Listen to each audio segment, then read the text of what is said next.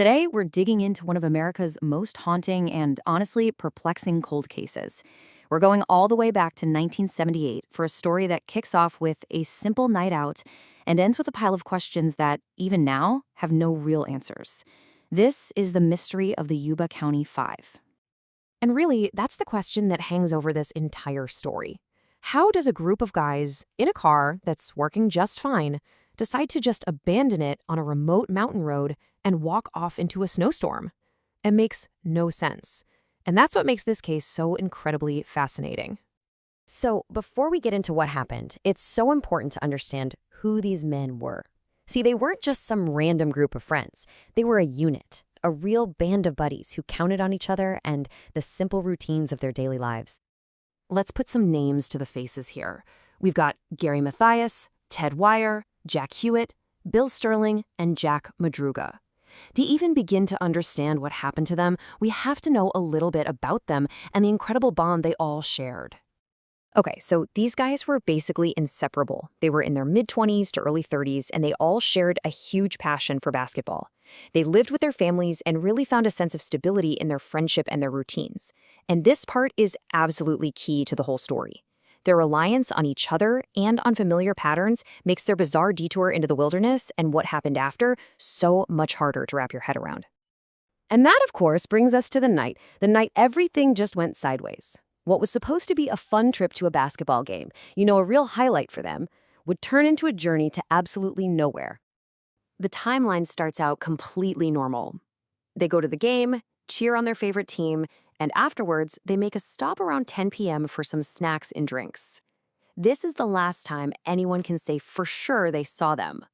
What happens between that convenience store and their car being found? Well, that's a total blank. And this right here, this is where the story just takes a massive, inexplicable turn. The drive home should have been simple, just straight south. But instead, they drove east, way up into the Sierra Nevada foothills, climbing this desolate, winding mountain road in the middle of winter. Why on earth they did this is the first huge question mark in this case. The discovery of the car just made things even weirder. I mean, it wasn't broken down, it wasn't buried in a snowbank, it had plenty of gas. The only thing missing, the keys. It's as if they just pulled over, turned off the engine, and casually walked away from their only shelter in a freezing, remote forest.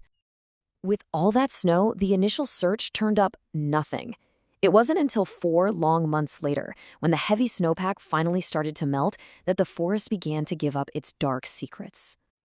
And what they found was tragic. Of the 5 men who had vanished up on that mountain, the remains of 4 were eventually discovered, but they weren't anywhere near the car. Unbelievably, they had trekked almost 20 miles on foot, 20 miles, pushing deeper and deeper into this hostile wilderness through deep snow. The bodies of Jack Madruga, Bill Sterling, and Jack Hewitt were found scattered out in the woods, all having succumbed to the elements. But the 4th discovery, well, that's what turned the mystery upside down.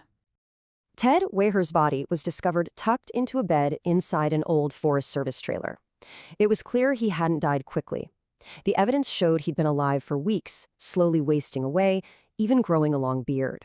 He had found shelter, but that shelter, it held a deeply disturbing paradox. Because inside that trailer was everything he needed to survive. There were cans and cans of food, but he had starved to death. There was wood, paper, matches, but he never lit a fire. He had a roof over his head, protection from the brutal cold, but he froze. Why would someone with all of that at their fingertips not use it? It suggests that some profound fear, or maybe just total confusion, kept him from saving himself. And there was one more critical clue found right there with him, a pair of shoes belonging to Gary Mathias. This proved Gary had been in that trailer too, but Gary was gone. So, after all these years, what are we left with? We're left with an enigma. A collection of bizarre facts and strange clues that just refuse to add up to anything that makes sense. The theories are few, and none of them really explain everything. Did they just get lost in panic? It's possible. Did they run into someone on that empty road? Someone who forced them to flee their car? Or was their judgment so clouded by fear that they couldn't take the simple steps to save themselves, even when help was right there? You know, the sheer strangeness of this case often gets it compared to Russia's infamous Dyatlov Pass incident.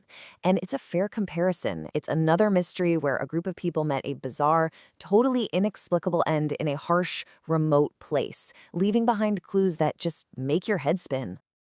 And then you have the final, most haunting piece of this whole puzzle, Gary Mathias. His shoes were found in that trailer, but he wasn't. His body has never been recovered. He just walked out of that trailer and vanished into the wilderness forever. It really leaves you wondering, doesn't it? What truly happened on that mountain back in 1978? Was it all just a tragic accident, a strange psychological breakdown, or something else entirely? It's a chilling reminder that sometimes the truth stays just out of reach, a secret still buried somewhere deep in the snow.